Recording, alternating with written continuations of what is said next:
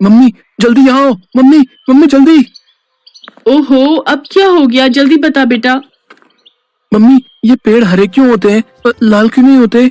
उफ, तू और तेरे सवाल। अब ये सब मुझे नहीं पता, जब शाम को पापा घर आएंगे तब उन्हीं से पूछना। ठीक है। अच्छा मम्मी ये हवा कैसे चलती है, ये तो बता दो ना। हे मेरे भगवान, देख गोपू, मैं बोल रही हूँ, अब बस चुप हो जा। सारा दिन मेरी खोपड़ी खाता रहता है। पापा आएंगे तो उनका सिर खाना ना, समझा? कोई काम नहीं करने देता। पर मैं पापा का सर कैसे खा सकता हूँ, वो तो मेरे मुंह के अंदर आएगा ही नहीं। भगवान के लिए चुप हो जा मेरे बच्चे। तुझे पता है ना मेरी जान को कितने काम पड़े हैं। तेरे उल्टे पुल्टे सवालों के जवाब नहीं है मेरे पास। सुनीता और अनिल की एक ही औलाद थी, 5 साल का गोपाल। वो जितना नटखट था, दिमाग का उतना ही तेज था। वो सारा दिन अपने माता पिता से सवाल पूछता रहता। सुनीता उसके सवालों से चिढ़ जाती थी। फिर उसी शाम, पापा आ गए, पापा आ गए। अरे मेरा गोपू, कैसा है मेरा बच्चा? मैं अच्छा हूँ पापा। अच्छा पापा एक बात बताओ, ये हवा क्यों चलती है? लो ये फिर शुरू हो गया। बेटा एक काम करो, जाकर अपनी मम्मी से पूछो। खबरदार जो इसे मेरे पास भेजा, आप ही भुगतो। बेटा पापा से ही पूछो जो पूछना है, वही बताएंगे तुम्हें सब कुछ।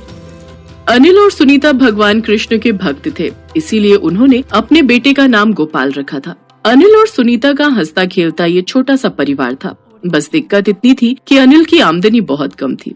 वो रेहड़ी पर कपड़े बेचने का काम करता था और बड़ी मुश्किल से अपने घर का खर्च चला पाता था। कुछ दिनों के बाद जन्माष्टमी का त्योहार आया तो अनिल और सुनीता गोपाल को लेकर कृष्ण भगवान के मंदिर पहुँचे। मम्मी ये कौन है? चुप हो जाओ, सब बताऊंगी। बस अभी इतना जान ले कि ये भगवान है। हाथ जोड़कर इन्हें प्रणाम करो। उस वक्त तो गोपाल ने वही किया जो सुनीता ने उससे कहा, लेकिन फिर मंदिर से बाहर आने के बाद गोपाल ने फिर वही सवाल पूछा। मम्मी बताओ ना वो कौन थे? आओ मैं बताता हूँ। अब रुको, पहले तुम मुझे बताओ कि हमारे घर में सबसे बड़ा कौन है और आपका और मम्मी का ख्याल कौन रखता है? पापा आप।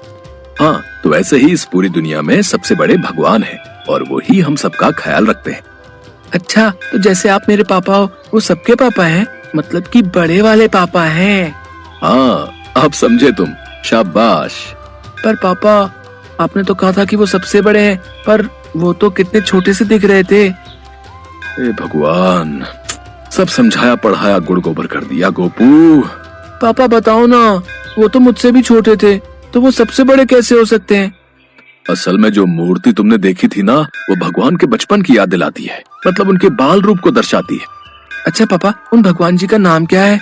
उनका नाम भी गोपाल है। गोपाल तो मेरा नाम भी है, फिर तो वो मेरे दोस्त बन जाएंगे ना। क्या हम उन्हें घर नहीं ले जा सकते? अब बेटा वो मैं। सुनो ना, उसका कितना मन है, उसे छोटे से बाल गोपाल की मूर्ति दिला दो ना। अच्छा ठीक है, दिला दूंगा, तुम चिंता मत करो। अनिल ने वही मंदिर के बाहर से भगवान कृष्ण की एक छोटी सी मूर्ति खरीद ली। वो भगवान की बाल रूप की मूर्ति थी जिसमें वो माखन खा रहे थे। गोपाल को वो मूर्ति बहुत ही पसंद आई। शाम को सुनीता ने देखा कि गोपाल आंगन में भगवान की उसी मूर्ति के साथ खेल रहा था।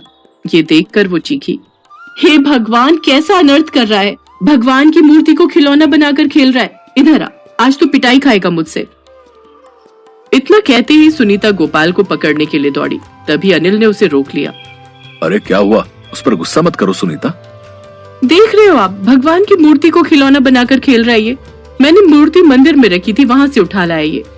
अरे अभी छोटा है वो, उसे नहीं पता कि भगवान का दर्जा क्या है। वो तो उन्हें अपना दोस्त मान रहा है। तुम रुको, मैं समझाता हूँ उसे। अनिल ने गोपाल को प्यार से उठाया और भगवान की मूर्ति को फिर से मंदिर में रख दिया।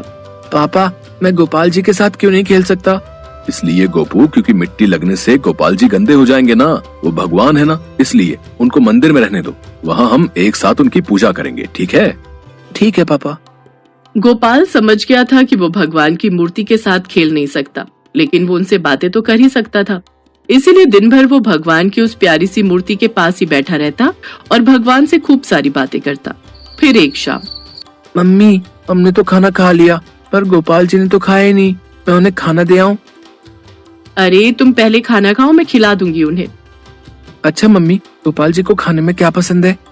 बेटा उन्हें खाने में मक्खन, दूध, दही, खीर ये सब पसंद है। खीर? ये खीर क्या है पापा? बेटा खीर दूध से बनती है, मीठी। दूध और चावल से बनी बहुत ही बढ़िया होती है खाने में। अच्छा, तो अब तक मम्मी ने बनाई क्यों नहीं? मुझे भी खानी है खीर। गोपाल की बात सुनकर सुनीता और अनिल एक दूसरे का चेहरा देखने लगे। फिर गोपाल खाना खाकर जब खेलने चला गया तब आपने उसे क्यों बताया खीर के बारे में? अरे बना दो ना उसके लिए एक दिन। कैसे बनाऊं? न इतना दूध है और ना ही चीनी।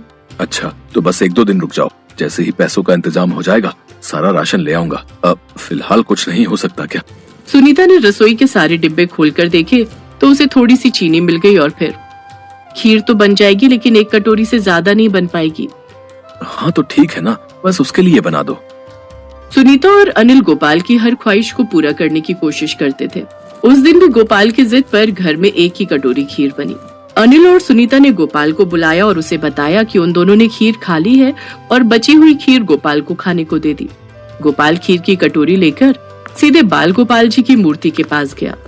पता है गोपाल जी, मम्मी ने आपके और मेरे लिए खीर बनाई है, लेकिन मैं जानता हूँ कि वो झूठ बोल रहे हैं। उन्होंने खीर नहीं खाई, उन्होंने सारी खीर हम दोनों के लिए दे दी। आपको ये खीर बहुत पसंद है ना, तो आप इसे खा लो। मैं नहीं खाऊंगा क्योंकि मेरे पापा और मम्मी ने भी नहीं खाई ना। इतना कहकर गोपाल वहीं आंखें बंद करके रोने लगा, क्योंकि उसे पता चल गया था कि उसके पापा और मम्मी ने उसके लिए खीर बनाई पर खुद नहीं खाई। तभी मूर्ति से एक तेज रोशनी निकली और अगले ही पल भगवान कृष्ण बाल रूप में प्रकट हुए। गोपू कैसे हो? गोपाल जी, आप मुझसे मिलने आए हैं? हाँ गोपू, तुमने अपनी सारी खीर मुझे दे दी तो मुझे तो खीर खाने आना ही था। मैं तुमसे बहुत खुश हूँ। बताओ अब मुझसे क्या चाहिए तुम्हें? अच्छा, जो मांगूंगा वो आप दे दोगे? हाँ तुम मांग कर तो देखो। ठीक है, तो फिर आप मुझे ऐसी ही पूरी 3 कटोरी खीर नहीं, आप तो ऐसा करो कि ऐसी मीठी मीठी खीर की बारिश ही कर दो, ताकि मैं, मेरे मम्मी पापा और मेरे सारे दोस्त भी जी भर के खीर खा सकें। जैसा तुम कहो गोपू। इतना कहकर भगवान अंतर ध्यान हो गए और फिर अगले ही पल आसमान से खीर की बारिश होने लगी। गोपाल कटोरा लेकर बाहर की तरफ भागा और जोर से चिल्लाया, मम्मी पापा देखो, गोपाल जी ने खीर की बारिश की है। सभी लोग बाहर आ जाओ, आज सब लोग खीर खाएंगे। 1-2 नहीं, पूरी 10 कटोरी खीर खाऊंगा मैं तो। खीर की बारिश देखकर हर कोई हैरान था। किसी को कुछ समझ नहीं आ रहा था। बस हर कोई अपने अपने कटोरे में खीर भर रहा था और उसका स्वाद ले रहा था। लेकिन असल में हुआ क्या था, ये या तो गोपू जानता था या स्वयं उसके गोपाल जी।